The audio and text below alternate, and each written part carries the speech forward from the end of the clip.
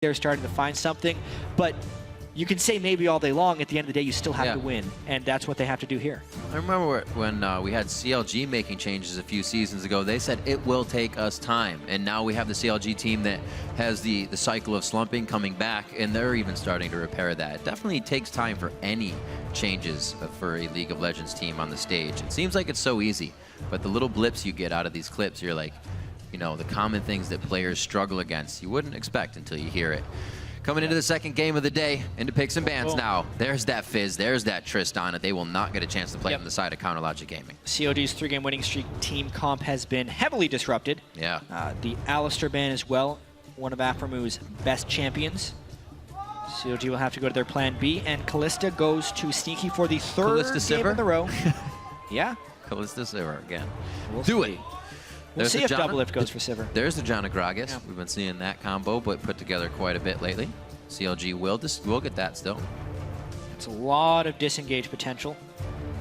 CLG hasn't been picking heavy on the engage, but that's because mainly they have just been rotating and crushing people in the turrets game and preventing the other team from being able to engage on them until the point where CLG has accrued a large gold lead. So those picks speak to that goal very strongly.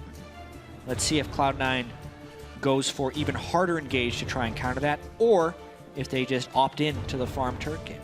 We'll see. Aphromu has that chance. He can roam. If he's not roaming, he's not happy. Hi now. Will we go the jungle? They already see one. Don't have to. Just want to point out how extremely targeted these bans are in this game. The Rumble and the Braum ban, especially since that's what Lemon Nation has been excelling on frequently. These are his two supports now. It's the Braum and the Karma. So he ends up going for the Karma, which can speak to a pretty nice kite and disengage game. Yep, 1-0-17 on that Karma versus Dignitas in week 7. Very, very effective. That was with a Callista bot lane as well, so they're going to be able to put that right back in. That was also High's Rengar game, if we do see him swap a jungler in besides Rek'Sai. Yeah, interesting. Maybe Cloud9 ends up closing that team composition with an Orianna as well, just to go for the absurd shielding. They have the chance to do exactly the same team comp they played against Team Dignitas, which would be somewhat similar to what Cloud9 used to do, where they just kind of have their own tier list of champions, and they try and put them together, almost irregardless of what the enemy puts up. Dang, this CLG comp can move. Gotta go fast, dash, dive, or disengage if they want it. Yeah, a little bit of everything. Things that push away. The Azir ult only adding to that. Yeah. Pobelter's Azir has been very scary in the past as well, although he hasn't been playing it recently. All the way back to week 3 against Enemy for the last time he's played Azir. Yeah. But he's a very, very strong Azir player. Not something that we see get through the pick ban phase so easily either, but maybe that's why C9 did it. They also saw that it wasn't played for some time. Maybe Pobelter has that in his pocket for a good play. It fits the team comp right now very well for CLG, and C9's wondering a little bit here, using all of their time to get these last few picks in. Again, could it be another unique pick for High in the jungle? Shyvana and Rengar so far. The Orianna could be coming in for Incarnation, a safe lane for him there. Nidalee! Now the Nidalee for High, still wanting somewhat of a carry position from that jungle. Well, it's healing to go with shields as well. Healing becomes that's what very nice with shielding, especially on a tank. They could make balls an unkillable Maokai. It'll be difficult for CLG to close kills unless they're fully engaging in a fight. So Cloud9 also going for a rotation-based shield and disengage type team that is difficult to poke down. This is not the type of game you would expect explosive team fights from. Could be a very map movement heavy match. Real measured from both teams here. Seeing that Azir pick up first before the Orianna. Felt like Pobelter definitely wanted that, so they leave Zion Spartan for the last pick. That top lane Fizz has already been banned out. Nara is open, can still provide a nice tank for the team. Zion knows how to play it quite well. Absolutely. What will he go with? Because he's had success on carry top laners. Yes! Oh!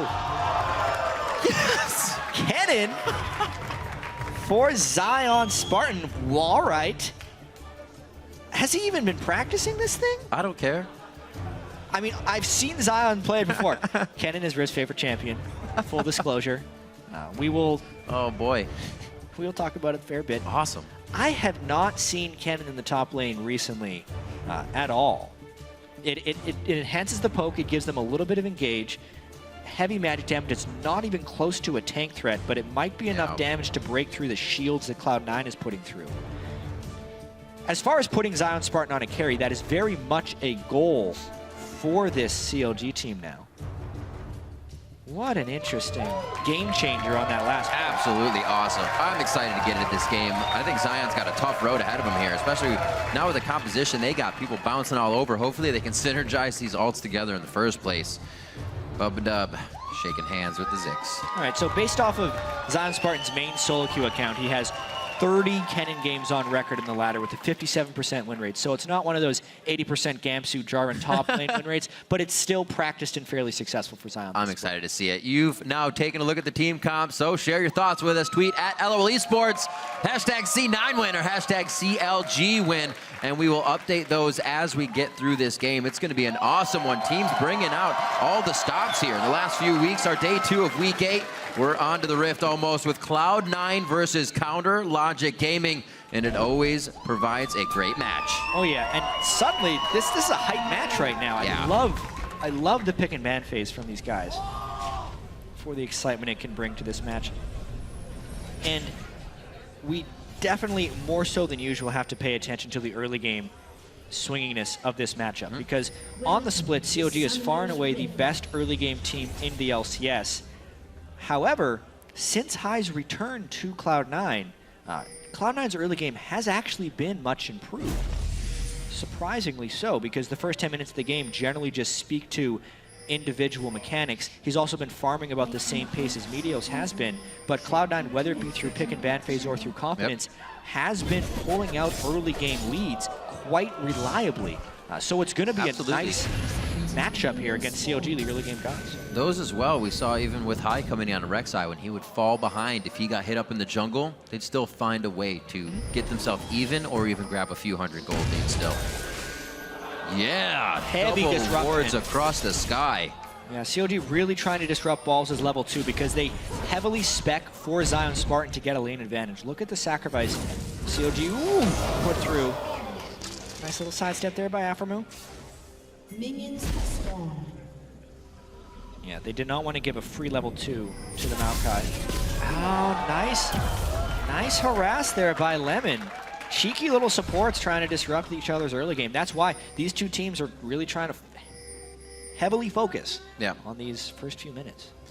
Minions spawn in soon, but I think everybody's going to have time to, or rather, meeting soon, I should say. And everybody's going to have time to get there. Might miss a CS or 2 for Aphromoo. Not going to be too bad since we don't have these matching up here. But I feel like Zion Spartan's going to be able to do pretty good 1 or 2v1ing on that Kennen. Yeah, but I mean, successfully slowed down a little bit because High and Balls are now double jungling a little bit. I actually prefer this in most situations for jungling. What was happening earlier on in the split was a top laner soloing a camp and a jungler soloing a camp. Right, you get Maokai to hit up the Raptors, do whatever. In which case, both people hit level 2. The top laner generally recalls and then comes back to lane level 2. Right. What teams are doing now is they're double jungling 2 camps, where the top laner takes most of the damage, they share the experience, both people get level 2, and the top laner recalls anyway, but the jungler is now healthier. Wow, Incarnation going hard on Pobelter here in the mid lane on his own accord. A bit of a 1v1 between these guys, forcing down the biscuits. We'll get some more action here from this lane. Lemon already on the rotation. The 2v1's providing a lot of action actually here. Before, it was just a stalemate, kind of gentleman's agreement between our last game. These guys are trying to make something of it. Yeah, absolutely. Let's see how these lane swaps end up playing out, because CLG's going with a fairly quick push, as is Cloud9 in the bottom lane, and the top laners are not even thinking about engaging in that turret hold game where you could pick up a whole bunch of CS, but it's interesting because no one is actually pressuring that turret. So if Zion really wanted to pick up a big wave, he would teleport right now, which is exactly what he's doing. Smart move. Damn, Jet. Got him. Gets Zion out of the Spartan. bot lane. He knows how to get his farm in CS, that's absolutely. For sure. Remember, it's that privilege he was talking about. Lightning rush to the wave right quick. Tries to get that W down. He should be all right. Electrical Surge will farm him up some good minions. Smithy playing Gragas quite a few times. I think 4 out of the last 5 games he's been putting Gragas under his belt. So, somewhat working out for the team, but not. So far, so good, though. High KDA, but not the same kill participation as others. And a few whoopsies per game on Gragas, which is not what you want for reliability. But CLG, everybody always remembers the CLG has full confidence in xMithy, regardless of the whoopsies. It's like 10 good plays to forget a whoopsie. It's like ratio. Great trade here as the lanes actually match up. You saw that happen very fast. Sneaky pushed away bot lane and wanted to get into the face of CLG on that top side. Stop their roaming, keep Afro in a lane. See what High can continue to do. They've been keeping Sneaky's ghouls and High's traps within that side of the jungle. Pobelter gets hit. Shifting sands to safety. That would have been a very aggressive dive, but wouldn't put it past for first blood.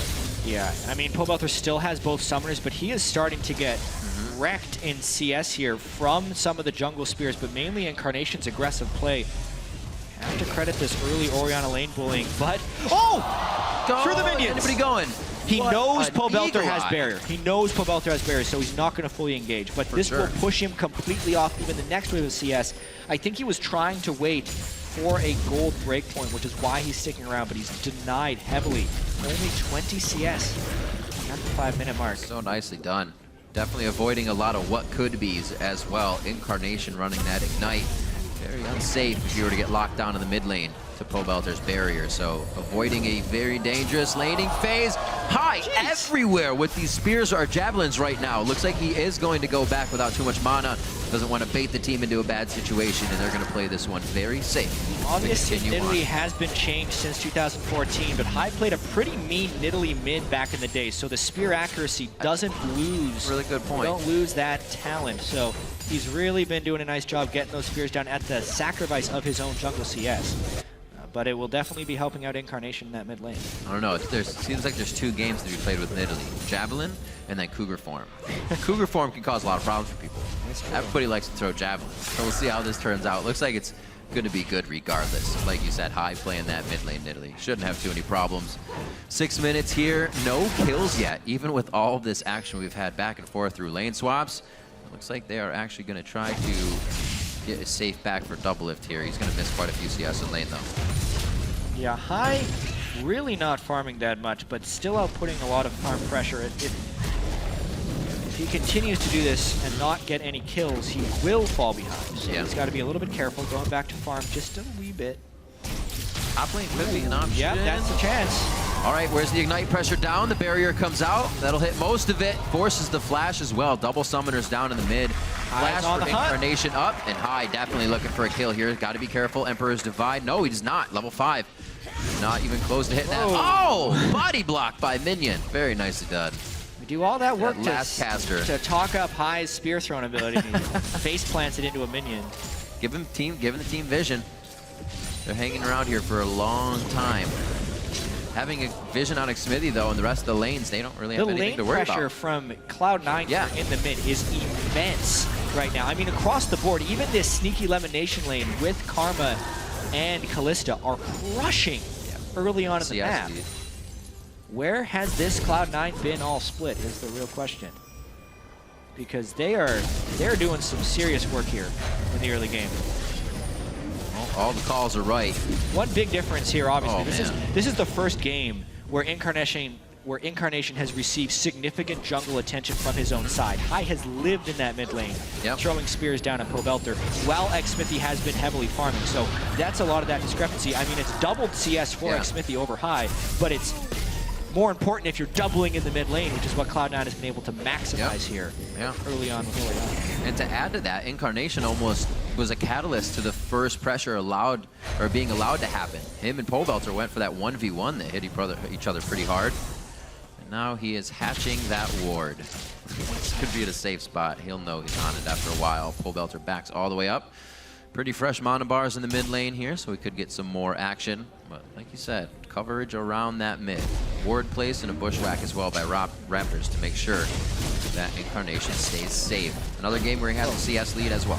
Very aggressive and dangerous invade there by High. Oh, I thought I saw something. Yeah, it was just a white cat. It's not there anymore. Dang. Early Sightstone by xMithy as well. That's where he's put a lot of his gold. So he's going to want to at least locate a very low farm number. Zion Spartan as well as the one member of CLG, along with xMithy, who are pulling ahead, but the one laner of CLG who was pulling ahead. Abyssal Scepter for him as well to come up here. I wonder if he'll change that into a few more items. We will see. It wouldn't be too bad with all the magic resistance coming up. And it looks like without that lane swap, without the initial strategy the CLG put up, they're having a hard time keeping Doublelift in that top lane very safe. They don't really have the advantage in the matchup, getting poked out all the time by Lemon Nation either. That Karma is ferocious the way he plays it. And already back onto Doublelift again. Afremu gives a shield out, and that's all he can do. Yeah. Sneaky can just dodge out on the Howling Gale immediately. Just trying to keep the wave away from their turret, but now with Mantra. the early assistance, the slow can make the spear land. Now they have to watch Rick Smithy. Oh, the Fate's Call takes away the explosive cast damage. Teleport though. Very well timed. They're in a bad spot for this one. Looks like they've already been able to split it. Zion Spartan coming in, slicing Maelstrom, goes down. First kill picked up. He can tag one more if he gets the Storm Mark on, but it's not going to be it. Balls actually comes in very strong, and with Incarnation having command Shockwave up, CLG starts to back off as he walks towards the top lane. Crazy stuff. Spartan has the greater impact with his teleport. He's already got the mark. Oh, he landed the stun! Passive. They do get the stun off. Not going to be much follow-up from the rest of the team. And it looks like they back off for now. High also very low here on resources. Cloud9 only going tit for tat. Can't really pick up the kills.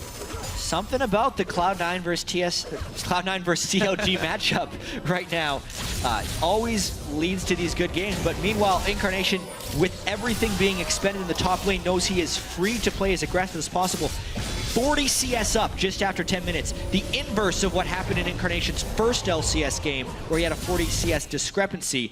This time, he's the one getting a ton of the jungle pressure, and he's playing with confidence. So many of Incarnation's games this year, he has been missing free CS.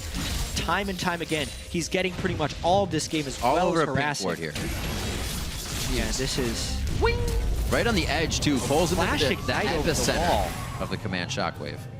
He was going for the kill. He actually didn't even burn Pobelter's barriers, so honestly a little bit of over-aggression now. That's going to make him play a little bit more passive, knowing he doesn't have that flash for an escape. That's also that timing memory, right? Pobelter used that in vision of them last time, so he's going to have it up. Not a huge cooldown. Still, like you said, causes him to play safe. That loss of pressure could mean some big things. Dragon's going to go over to CLG here. A little bit of rotation down could give C9 the timer when it goes out. I don't know if we can get that. This looks like Lemon Nation will be able to get a ward in. Things are getting cleared up around the map. CS probably top go lane. for a steal.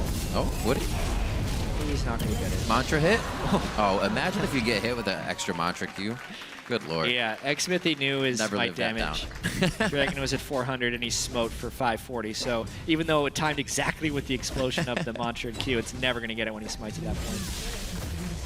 So Zion Spartans teleport to the top lane, and he stays for a little bit longer. He was able to grab the turret for his team. A bit of extra gold on top of Dragon there. So cross-map advantage somewhat gained. They still have to look for this lane advantage. Doublelift is down in CS. Can still provide the utility for his team for where they need to get in the situation, though.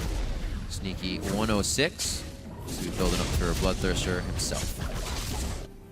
Yes, very much so. Doublelift going with the Avarice Blade, since he knows he's just going to be playing to push the waves as much as possible. It's going to be a tricky game here for CLG. Yes, they do have the one turret advantage, but they are losing two out of three lanes, which makes it difficult for their playstyle that's been winning, where they're just out-rotating, over-farming, killing the turrets, because Cloud9 is kind of winning the wave clear and pressure advantage. Therefore, CLG has to play on their back for a little bit and find the opportunities. They get that one kill with Zion Spartan's teleport, but as far as playmaking opportunities, the rest of it would have to fall on really strong ganks from the Gragas. And there's no Sightstone yet on in Italy. We may not see one, so maybe there's an opportunity to find those things. Oh, possibly. No turret for Zion. Slicing Maelstrom will stop some of the damage. High stays out nicely long enough so he doesn't get marked up too much with those marks of the Storm, and they make it out. A kill onto Zion Spartan in the top lane, and I was going to wonder when all this pressure they put in the early game would start to pay off. They're able to get something in the top lane from the movement. My mistake. I thought the turret was dead. It will soon be dead. Zion could not make it into his turret. That was a I thought it was dead. I mean, it's chipped away. Yeah, it almost looked dead. It's basically not there, right? Pobelter goes aggressive. That gives Incarnation a lot of room to walk around. A nice shockwave! He turned around! Incarnation looking to make the plays. He's in the minion wave, but he might have it. The flash forward, not there. What a play with the Ignite still up on that one. Pobelter didn't get a chance to barrier there. What a turnaround right there. 1v2 at the origin point of the Azir wall. He just knocks them out with the shockwave. Smithy and Pobelter. That lane's not getting any better when you send 2 and still walk away with 1 deceased. Those are the plays people have been waiting for Incarnation to pull off by himself. And he was able to do it that time. Did not seem like he was too flustered and handled it with a calm, cool head. Looking like a very strong week for Incarnation. That 1v2 kill, his 9-0 game on Ahri. Yeah. Where's this guy been sleeping? Like, what has happened in the last week or two for Incarnation? After a split of mediocrity, he is looking super good in these last 2 games. Yeah, not even on the champions that really made him famous in solo queue either. Getting to that support style with the team, letting the game grow through every lane, and now able to do that through his own lane by himself. Only going to help Cloud9 grow more. Counterlogic Gaming, though, still with that first dragon. First turret, good movements around the map will set them up to easily be in this game. And we'll see this fight go one more. So, not very many wards for him either to go aggressive here. Wow, Pobelter, he didn't connect with the Q at the start of that combo, which is what I think he wanted them to do, but you can tell CLG is looking to set up the play, and then they end up over-tunneling. They didn't have the burst damage because the EQ combo from Azir didn't land, but they continue on the play anyway. Incarnation played it cool and collected, let them walk into the shockwave, then triggered it to hold them back, and knew exactly when he could go for the kill. Ignite on Orianna. A lot of people take a defensive summoner spell on Ori. The Ignite has been paying off with the lane pressure he's provided on a Pobelter. Shao do it the other day, and it definitely helped. Pobelter bringing out that Azir. Like we said, we haven't seen it since week 3. Now down about 60, or I should say 55 CS. Incarnation there. A little bit of help with the pressure in mid. High looking to zero out Doublelift by himself, and a very defensive on the hunt used by Doublelift Sivir to get everybody to safety on that. I have to give a lot of credit to High's jungling this game. Even with like all the lane pressure he's been able to put out, and he hasn't even fallen behind of Smithy very heavily in both. I mean, they have a 1 turret advantage, but High is 200 gold behind the Gragas. When you talk about the advantages he's been able to let his laners run with, it's a two-way street, as High would say, a team game. So he helped out Incarnation a bit, and then Incarnation has to push that advantage. And it's been working. 2,000 gold lead now over CLG. The Abyssal Scepter coming in for High as well on his Nidalee. Looks like he wants to stay pretty safe if he's diving into these Zion Spartan engages. Good deep wards here and a setup by Balls possibly. He's hovering that top side behind Red. Looks like he's actually going to go back. 129 to 133 as that top lane has panned out pretty well for both top laners. Mid lane at Pobelter with the Morello Namakan into his Blasting Wand is just trying to stay safe. Not really many wards around him either. See what happens. 30 seconds for Dragon. This may be a chance for Counterlogic Gaming to get a good Cannon ultimate in there and get the team into a winning position. Of course. Still been a close game. CLG has kept it close. Hello. High is very squishy. The Negatron Cloak helps, but he's still very low health versus a magic penetration built Cannon. Shockwave. Nice. Just whoa. Dragon's in 10 seconds. He just chunked half of the team. A perfect play by Incarnation there, but they don't have the wards around Dragon, and it can still be thwarted with some good ultimates from CLG. Cloud9, however, are going to converge on that and see what they can do. CLG is behind the curve as far as playmaking. They're trying to make up for it now, but they're chunked low and engaging a fight. C9 still has to work as a team, even if they feel like they have the advantage going in. They get routed by Counterlogic Gaming. Balls is in there by himself. This could be the command shockwave. No, it's already been used. Remember, just in the previous fight, in front of the turret. So that cannot be re-entered in. Sneaky goes down, and even with that pressure of Incarnation, looking good in the mid lane. Yeah. Not pay off all the way. Zion Spartan, his teleports have netted CLG both of their kills. They're trying to play catch-up with these teleports, though, because they're falling behind. That was, going back in time, a standard push up the wave before a dragon attempt. Incarnation stopped that, but then Cloud9 also went a little aggressive with their pathing, and CLG caught them while they were running back to the dragon. Now it's actually C9 who will be late to this dragon, but Cloud9 who wants to pressure off the dragon. Smithy taking a lot of damage. This is going to be a conflict. Big ultimates down. Spear landed. 630, that's going to be a hit from Double Lift actually to take down Dragon. Counter Logic Gaming now bouncing the entire team of C9 back. A good ult from Pole. Shockwave! It goes down. Oh, the spell flash shield from Zion Spartan, and the spell shield coming in from Double Lift saves their grasses. And they're now about to get out of this one. 19 on the clock. I think this fight's going to be just slowing down a little bit. Wow. Whew. The narrow escape. Oh, Hive missed his jump over the wall. Double wards again. They see him, man. Hi, you're very, very crazy. He knows what he can do, baiting him in. It's going to be the lockdown on the tether over the wall. They take down Xmithy. They get his ultimate. How are these fights even still continuing? The CLG wants to tempt themselves back into it. I mean, we knew both teams had a lot of move speed and mobility, but now they're using it to chase each other down. So these fights are stretching over large periods, large areas on the map. Yeah. And so many people on CLG are low that Cloud9 wants to push, but the wave clear of Sivir is keeping the turret alive. Double Lift spell shield, keeping him alive very much so on that command Shockwave. And that fight went on long enough for Incarnation to pretty much use it twice. Once in the mid lane and then once at Dragon. So we had a full cooldown coming up on Shockwave there between the entire battle. 5-2, 20 minutes in. We're getting the game that we wanted out of these guys, but Cloud9 with a 5,000 gold lead here. Looks like they should have some more convincing fights. The only thing that CLG has on their side, Riv, is the 2 dragons. They barely secure this one here.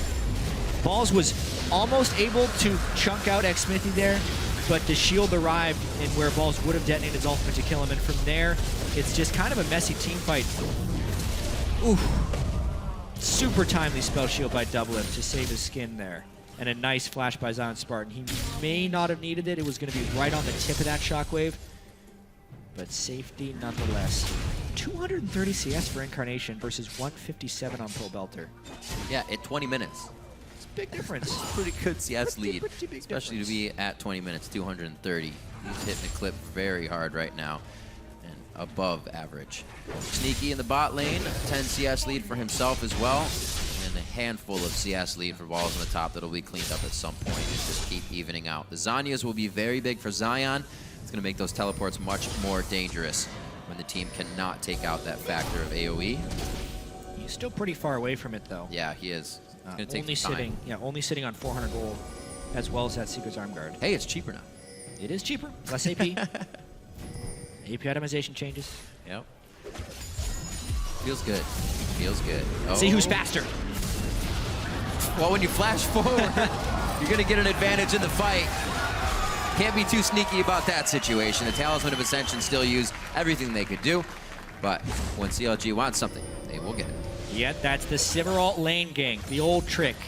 Cloud9 pushed a little bit deep and also not in a position to press her elsewhere. That's the fatal flaw. So CLG, they're able to devote the Sivir ult to a bunch of people, and they are not sacrificing anything. So a very timely play by CLG as they try and claw their way back from this big gold deficit in this game. Third double ward. There'll be an advantage we see from it at some point. All backing on a ward. Something like that as well gives Cloud9 a little bit of breathing room here. They know CLG wants to go back, but unfortunately, they can't do much with it besides patch up these lanes for now. Also, their camps have been denied on the way out, so not much for C9 to pick up here. And what was that 5,000 gold lead? We saw about 33,000, 27,000. I guess that's 6,000 at the time. It's closed up now. Not too much here that CLG has to work for to get this one back to even. Yeah, they still have the potential late game scaling of Azir. Kennen, also, as far as a damage perspective, will always be able to provide heavy threat. Yep. So a lot of damage will be able to come through from CLG, but Cloud9, heavy shielding, good healing, the death cap advantage being completed on Incarnation. Huge power spike. You can see Poe Belter trying to make up for it. A lot of times you'll see Void Staff second if you're behind as a main, you still want to maintain relevance. Yeah. That's what Poe Belter has had to go with on this Azir. Looking at Xmithy's inventory, I would expect to see another Aegis as well on the side of Cloud9. He has no flash. Oh boy. He used it to kill Sneaky. Yeah. Aphromoo far too up. Chilling Smite to line up the spear. Nice play by Heisen Italy. It's one of those times where you die in lane, say, oh yeah, summoner's down, and then your team actually takes advantage of it after you kill because I knew exactly that Aphromoo was flashing down. Like, maybe this will happen 5 minutes from now. Oh my god, we made something out of it. Double lift again. Arcane Smash does not connect because of the spell shield, so he can get himself to safety without taking too many shots from Sneaky. This is where C9's starting to create the pressure. This is what they weren't doing when they just died in the bot lane. And it's going to be Incarnation in the mid. Looks like he's actually, with High here, able to pull a few more members over of CLG. And that goes nicely over. Ward clearing out his Raptor buff. Let's see, Zion Spartan to the bot lane with that TP up. Still does not have the needlessly large rod, but we'll have to keep an eye on where their deep wards are. Doesn't look like he has too much of a flank other than the one right in front of the fight. Definitely. There's one up top. This is a really interesting moment in the game because Cloud9 needs to heavily prioritize this next dragon. The only thing they're really behind on in this game is the dragons. They're up in turrets, kills, and gold. But they don't want to overcommit to this because that would leave them open to Baron, and they also lose wave pressure. But it does look like they prepped this pretty well. Can they get a pick? Flash still down. Afro Moo gets hit immediately. So that's within 5 minutes. They are continuously going after him in that cooldown. Dragon's alive, like you said. Stopping number 3 is quite big, so CLG can't start to turn on that Baron button, or that Dragon button. Where CLG, 5. They needed to be more of a team. The squishy guy without flash shouldn't be the first one into ward. It should be your tank jungler.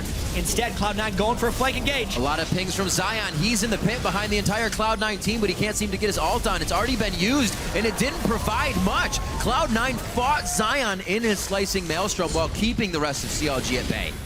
He wants a shockwave.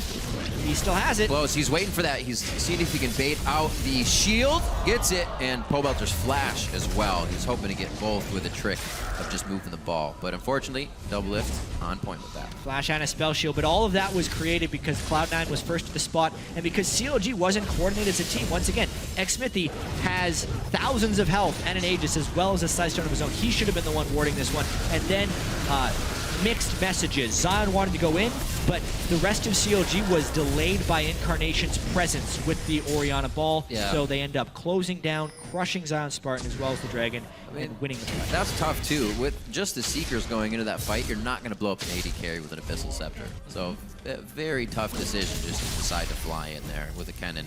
You get the lockdown, but like you said, no follow-up with the good blocking of Incarnation. So 8-3 now, coming up on 27 minutes. Again, that gold lead has been extended into the favor of Cloud9 as they got CLG in a bad spot for that dragon fight. Items coming up now, Righteous Glory. Keep going into the fight. Balls has had that for a while as he continues to get tankier. It looks like High is going to start building into a Zanya's as well. He has the magic resist plus power. Now he wants AD defense plus power. Get that armor. Tank Maokai. He knows that the double lift damage will come online eventually. Probably expect to see him finish his Spirit Visage first, just because the Ken in his ear, Gragas, is coming online much faster than double lift's physical damage will be. So the proper build for Maokai, in my opinion right now. I think that's... Oh boy! Pobelter just flashed out of last situation. They decide not to go. Talisman was called as well into that fight, as they thought the Righteous Glory was just wearing off. That does quite a bit of damage. Xmithy favoring that Aegis early is taking good hits here from Sneaky. Not somebody he really has to worry about in the fight. That Aegis just a null magic mantle on Lemonation right now. Yeah. That's what CLG is hoping. If they get a good group fight, that AP is going to tear through this thing. What's interesting is Cloud9 has no room for an Aegis of their own right now. It's not going to fit on Nidalee, and it's a long time until Lemonation will be able to complete it if they go with the support Aegis of the Legion like they did yesterday when Lemon was on a tank support. If anything, this would have actually been a game to build it on your top lane instead of that Spectre's Cow for balls. But that's a discussion for another day. CLG moving their move speed to go in. Incarnation, that's going to be the focus they need. He does not have a Zanya's to be used in this one, and CLG start to find their priority targets. High is going to be next. Emperor's Divide. Do they still have the vision, though? Over the wall. It's the soldiers that give it to him. Pobelter gets what he needs on that play. Now on to balls. Power Logic Gaming find the perfect fight once Zion Spartan had his flash up to engage it. Just like that, a massive gold deficit, and they get a 4 for 0. That's one of the things that happens. Talisman for Lemonation had been burned in the previous attempt. Right. I think he didn't have it up there. No Righteous Glory. Incarnation caught out first, so no Shockwave coming through. No Aegis to stop the Kennen and Azir massive magic damage coming in. and Cloud9 gets wrecked. Let's watch this one more time. Sivarol. Talisman is hit now. They really only care about Incarnation, and a great ultimate by Xmithy to isolate the Orianna and prevent Cloud9 from assisting him right there. Splitting the fight as he should. At that point, the realistic damage threats are just sneaky and high, who Pobelter manhandles with his Azir right there. Lemon Nation can only hope to watch on the outside. What a fight by CLG right there. And obviously, Cloud9 split up. They were not able to peel with the move speed that Karma and Ori could have granted the whole team. Yep. And the super speed Kennen kept it. Taking away that Janna. It would be great to have that Janna against the Kennen. Not many compositions right now control a whole team like that. You have a Maokai that goes in and grabs somebody, right? It's one guy. Kennen's going to lock down your entire team. You want to get away immediately. You want to spread out. Haven't seen that play in a while. It seems to be catching Cloud9 off guard here into the late game, where Zion feels good enough to go straight in. That Sonya's finished up as well, and CLG are definitely a threat here. Every team fight. Cloud9's going to have to assess where they go with the rest of these fights. Incarnation now, Rabadon's, Rylai's, and his Athenes. Vertex. Yeah, so it's a defensive build. The Rylai's is also good on the Orianna. Means every time he moves the Orianna ball, he gets a 40% slow on whoever it hits. But it also means his power is needing Matic penetration very heavily. Void Staff needs to be his next item, and it's a good 2,500 gold away. Yeah. Ardent Sensor coming in now for Afro Moon. Gets that built on himself. We'll see that usually once his Janna gets an item. Actually, he rushed that, to be honest, after his Sight Stone. Oh, Zion. Kennen actually has pretty good attack speed once he gets leveled up. It's just base for him. He's almost able to take down the turret here. He's not going to be able to. Xmithy comes in, a little bit of assistance. They're creating a human wall here from the mid turret to the bottom side so they can't get routed by Cloud9. Keeping it safe as well with these wards. CLG's done such a great job to fight back from this 5,000 or 6,000 gold deficit they had. A few times. They've hit 5,000 gold deficit 2 times in this game. Now with that turret, it's a lead. Now a lead. So yeah, double Zonias. Still no Aegis on the side of Cloud9. That punishes them in team fights. Already CLG would have had a bit of a team fight edge with the Azir Kennen. It's exacerbated by the fact that Cloud9 has not been able to itemize optimally. Number 3 can't be stopped this time. Yeah, and Nidalee, not the greatest team fighter. I was able to provide a lot of early game pressure. Gave Incarnation that giant CS lead. But Pobelter has reached a point on Azir where his scaling is taken into account. CLG miraculously back in the driver's seat here. Big hit for Lemon there. Finally got that Aegis built up. This is going to be good for the team in fights. CLG.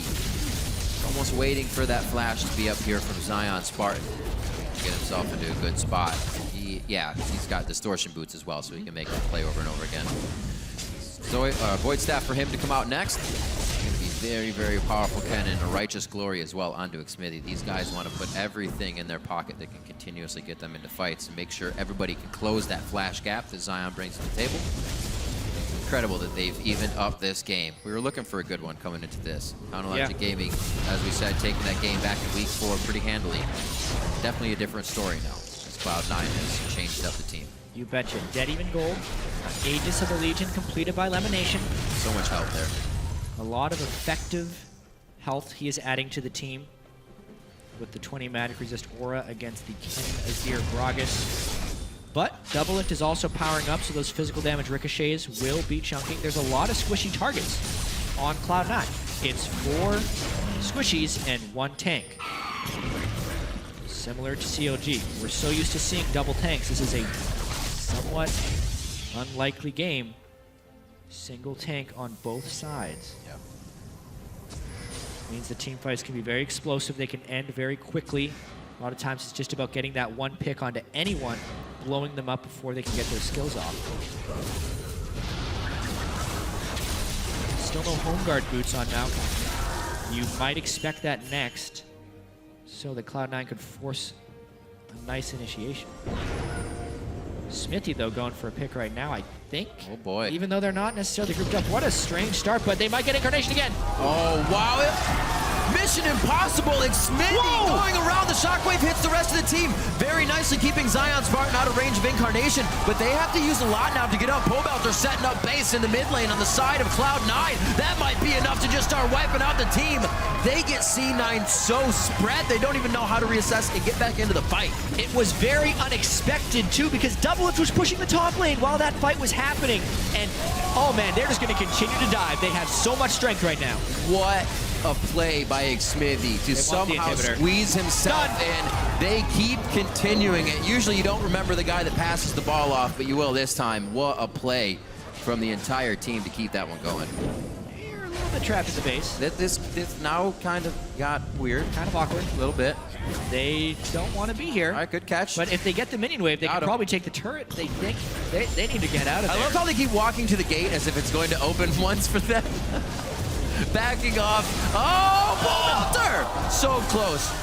And close on that as well. Zion Spartan was ready to take a javelin for his teammate. A good slowing barrel, dropping the legacy of Shurima. Let's see how long they can keep him from going back. 40 seconds on Baron, so they can't deter him that long. It's only going to be a wild goose chase here for Cloud9 and Lemon Nation throwing out a few teams. They're hoping to keep the pressure on and maybe get a turret, but I don't know if they can. Not the biggest minion wave recalls here. Long enough. And they'll get this one.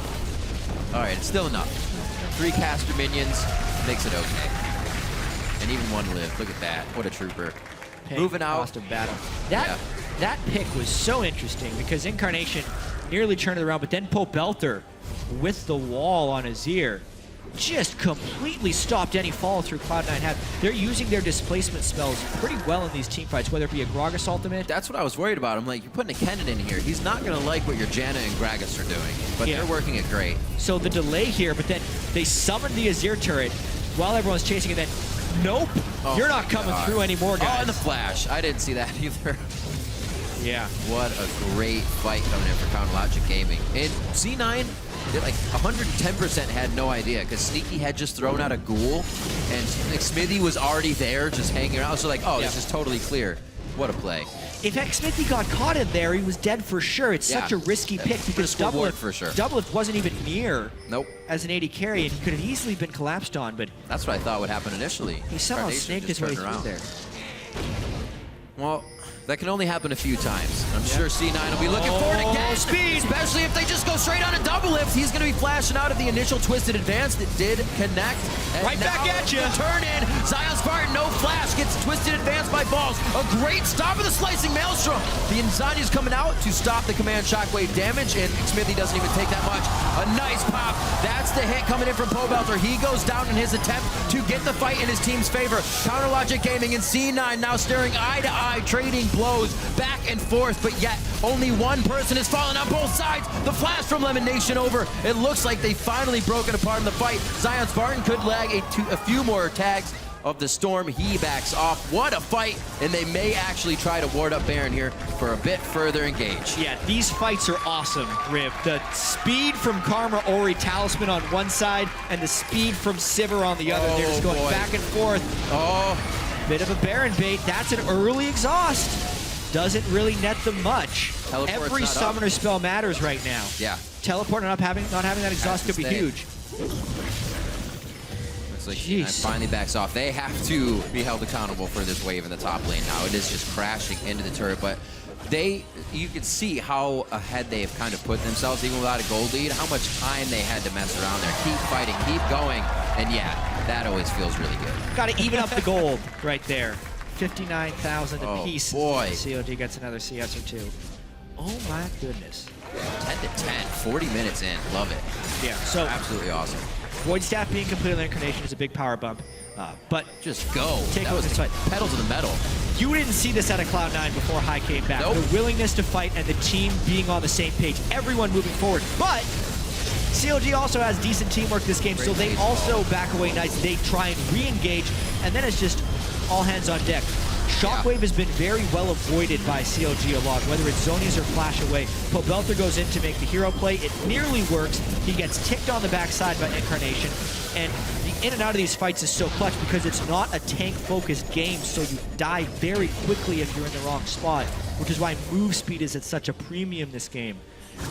Would not be surprised if Aphromoo picked up a talisman at some point just to get that extra move speed edge. Yeah. Big breather. He's already in a position again to make the same fight happen with less summoner spells. There's no turrets in the mid lane, so they could just go. Why wait? You don't have to. Into double lift, that's a spell shield. Twisted advance can happen a lot quicker than spell shield can. It's a lot of shields on him. Get to balls, they can't help him. He flashes out. The shockwave goes in as well as the Fate's Call. They're gonna get knocked up and popped up, but when CLG hits the ground, they're running and gunning for the rest of the members of Cloud9. Sneaky, can he get the red enough? Gets the movement, gets the speed, into the brush, uses the orb, and he gets the kill. High now on the bot side. One spear kills Aphromoo. Double Lift's keeping him safe though as the bodyguard. And again, Cloud9, as soon as the batting order comes back up, they're right to the plate. And CLG has lost this one. Just awesome team fighting we're seeing in this game. The double zonies as CLG tries to die sneaky. The shielding of Incarnation. Incarnation flashing over wall to get the angle and provide the shield. Oh my god, you gotta be kidding me. And that's probably Baron. Doublelift wants to make a hero play, but dude, you are outnumbered 1 versus 3. Outnumbered, outclassed in a 3v1. Difficult to do, but an attempt that almost had to be made by Doublelift. 40 minutes on the clock. Baron finally taken by Cloud9 after a huge tug of war in the mid lane. That specific play by Doublelift after the spear had landed, not a good idea. No. Caught in the moment, you would say. Speaking of the moment, spear to start the fight. Once they land, they say, all right, go. Pobelter can't play aggressive at half health.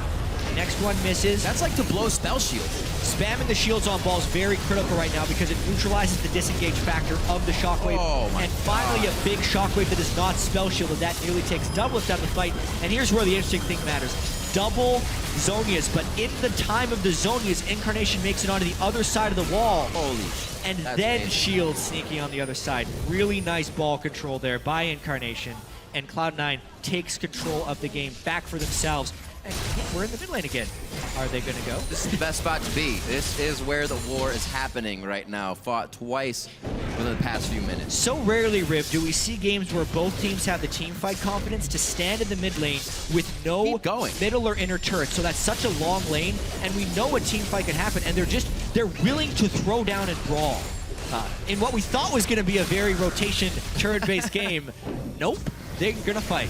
Not at all. Both teams would definitely want to get down to the nitty-gritty here. The waves pushing themselves or just completely evening themselves out. Both side waves sitting at the river, so nothing has to be worried about there. Here, just the pressure in the mid lane and a Baron up Cloud9. Sivir, though, look at that gold easily able to clear these waves. Things are getting crazy here. I'm forgetting how to talk.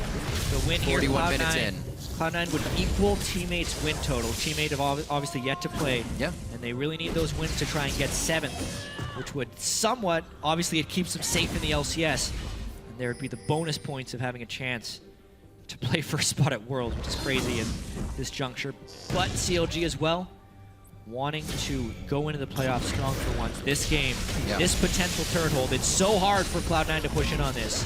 The wave clear and the knockback from CLG. Well, unless Cloud9 wins a team fight in the open, I don't think they see this base at all. This is going to be great for the side waves for now. They're hanging out. They have huge waves coming in, hopefully on the left to right is when they pick off CLG, but not enough forward wards of positioning here. Now it's the same thing on this turret, and it doesn't even become that much easier with the disengage that CLG have. Usually this is the dangerous one. They can't defend it though, they are going to give it up. That's kind of just the safe move. Yeah, and unless CLG gets poked out, it's a very, very high execution dive and very risky. Right. Cloud9 with teleport up, I'm surprised they're not escorting that other wave in the top lane to the turret, because these are easily being cleared away by Azir Sivir right now. And it looks like that Baron's probably going to end up timing out. Once again, Cloud9 are going to lose that pressure on the top as well. One more push. Huge wave. They stay. Baron is gone. Pobelter, rather, not Incarnation to the top side, I should say. Just seeing the Azir trigger your brain. He's up there. I don't think C9's going to get the pressure that they really want to get in here, though. Still too much clear from the Sivir. They're going to make, or rather, Pobelter making his way back down.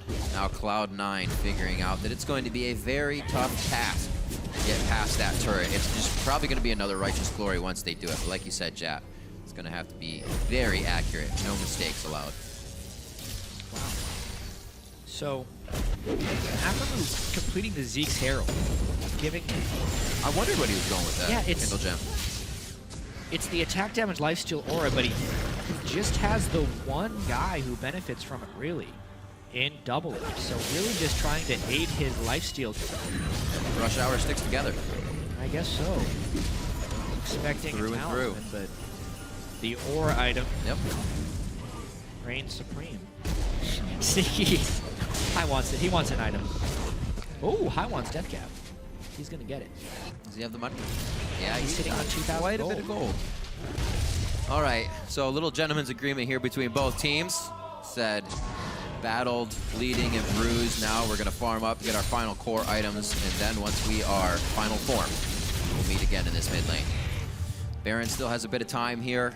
That tension will grow. 2 minutes onto Dragon as well, so that may be a factor that CLG wants number 4 on. They could really start to put Cloud9 on that teeter-totter.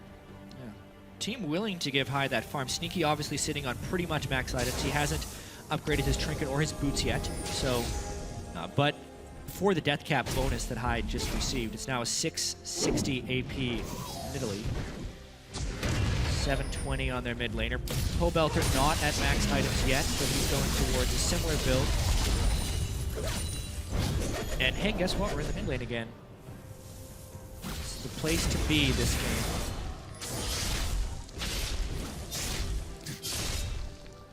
What? You placed a ward? Let me clear that from 1,000. At this point, with the long death timers, 45 minutes in round, if another team fight swings in the way it did before its game. Both 80 carries respectively sporting all the items that they need here. If anything, the boots to be sold, more attack damage to come in. It's going to start getting to that point soon. Yeah, there's been really heavy farm distribution in this game in the favor of mid laners and 80 carries. The top laners have had to suffer a little bit in this game that's collapsed towards the mid lane. It's very good for Cloud9 to be giving this giant wave to the Maokai, because even in the last fight, once he gets augmented by the shields, he can become unkillable. But if he's behind and getting shielded, he's still really big. Imagine if he's close to max items. He's the farthest away of the non-support champions from being max build right now. He needs it. This is exactly how CLG did it last time. Side waves are being pushed. Themselves a lead. Lemon Nation speeding up the entire team with the mantra. Incarnation rather over the wall. A few hits back as well. Shurima goes up in the mid lane on second tier turret. CLG know they've kind of expended their initiation on that one. They're gonna have to hang out. Just the Sivir ultimate there. Not too much, but they back off. Righteous Glory, nothing to follow. Somewhat looking for this still, at least to get the poke into range, get CLG on the back foot. Really interesting trade of flashes there. The initiation potential from Gragas for the flash of Incarnation. Yeah, good call. So that means Zion Spartan could still flash close on him. I can't see them disengaging this fight fully. It's a tight corridor. There's a Talus. Oh my gosh, what a Howling Gale. Cloud9 does not want to get trapped in a tight corridor with those CCs, but if it's spread out like this, that's kind of what they want. You can't just fight the Kalista like that. She's going to dodge you out, but High tries to go into the backside with balls. A bit of a mistake. That kill did not cancel out anybody. They are going to keep alive here. Aframu can still add some shields from the backside. CLG now on to Sneaky, and Cloud9 continuing to try and pressure the fights. Sneaky, however, could be alive. He gets locked up. A last mark of the storm from Zion Spartan to shut him down. 60 seconds across the board on the clocks. They're going to start pushing down the mid lane to these inhibitors.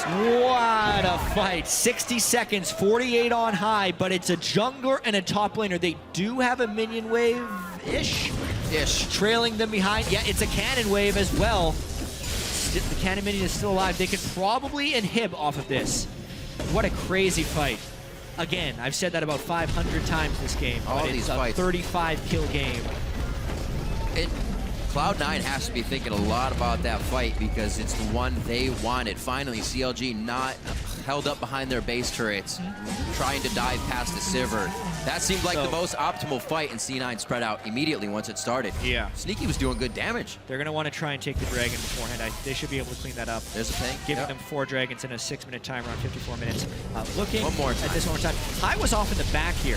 This is, so Cloud9 didn't want to stay in the corridor, but they almost overspread. Belter goes for the aggressive play up top, and he's the one who ends up starting this fight. So Xmithy is one thing, but High is another. The junglers got caught. Ooh, another spell shield by Doublelift on that shockwave, which is critical. And the flash that had been burned on Incarnation is punished here. They trap him in the zonies and take him down right away. That's why those cooldown trades were so interesting. And then Sneaky tries his best to be it. Done lands, allowing them to chain him from what could have been a pentakill if that body slam didn't land. Woo. Happened so fast. I didn't see that many people die. I knew we got kills. That was an instant triple. Amazing stuff to come through, but you can still see with that, it's not happening at the right time. They have the Callista secure. They can secure with it. It goes down so fast. Elimination, also picking up a Ludens. They're getting gotta go fast. Damage from the support here. Gotta go fast. It is low, it is down, it is Sneaky's, and Xmithy dove in. He tried. Karma goes down immediately. Elimination cannot start to shield the team, but that's a good hit from High. He takes down Xmithy. Belter pushes everyone in the pit, but I don't know. They may be able to fight from here. Now they are trapped. The Soldiers, however, they are just creating a needle pit right now for Cloud9 to sit in and shredding them to pieces. Doublelift getting kills. Zion Spartan and the rest of the team playing that one nicely once again. That might be game. Cloud9 got trapped in a corridor. That's exactly what they didn't want. It's just Sneaky alive. Can he be a hero? Yep. Into the minions. Nice job there as well. Kind of prevented himself from getting locked down with the marks of the storm. Maybe a bit of a breather. They have Rush Hour versus Sneaky. Yeah. Right now. I think they can't go for it. Because of the Zion Spartan kill, Zion Spartan got a little bit ahead of himself going for the early inhibitor. Did not expect the home guard Sneaky, but it's still 45 seconds and a minion wave for CLG. They're going to try for it, Jack. They are absolutely going to do this in the eyes of Sneaky. Nice, they gotta go. They're going to go to the turrets. That's it.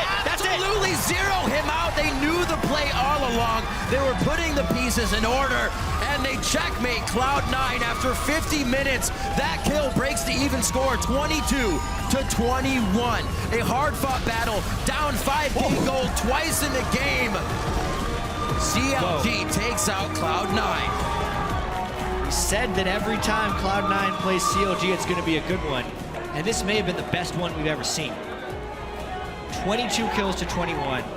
Cloud9 has come so far as a team in the last couple of weeks, but not quite far enough. Just a few inches away, it felt like. So many team fights back and forth down the stretch. CLG just coming out on top. In the end, it was Rush Hour versus Sneaky because after we still had the exhaust, they could dive the Nexus turrets and take him down. Much needed win for Cloud9.